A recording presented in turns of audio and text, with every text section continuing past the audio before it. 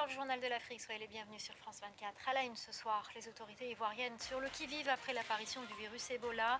Le parcours de la jeune Guinéenne testée positive au virus a été retracé. 49 cas contacts ont été recensés et identifiés. Nous serons à Abidjan dans ce journal.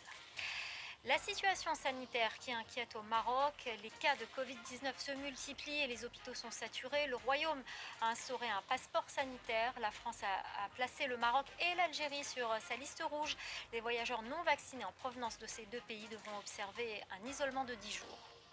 Et à la fin de ce journal, on ira au Sénégal, à Dakar, louer un appartement à un prix abordable et de plus en plus compliqué.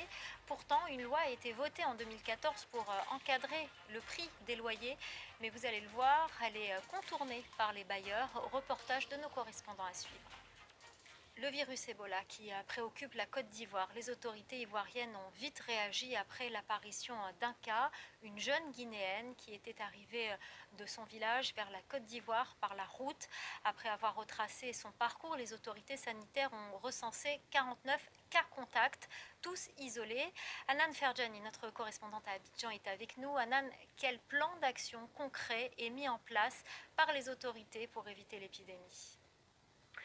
Alors, Myriam, pour les autorités sanitaires, il s'agit, depuis l'annonce de ce cas positif d'Ebola dans le pays, donc cette jeune femme de 18 ans arrivée en Côte d'Ivoire depuis la Guinée le week-end dernier, d'identifier les personnes avec qui elle a été en contact au cours de son voyage de plus de 1500 km entre La Baie et Abidjan. La tâche n'est pas facile car ce trajet effectué en car a été marqué par plusieurs arrêts et puis les cas contacts immédiats de la jeune femme n'ont pas tous été identifiés pour le moment. Du côté guinéen, l'OMS, vous l'avez dit, a annoncé avoir recensé 49 cas contacts. Pour ce qui est de la Côte d'Ivoire, le chauffeur et l'apprenti chauffeur de l'autocar, le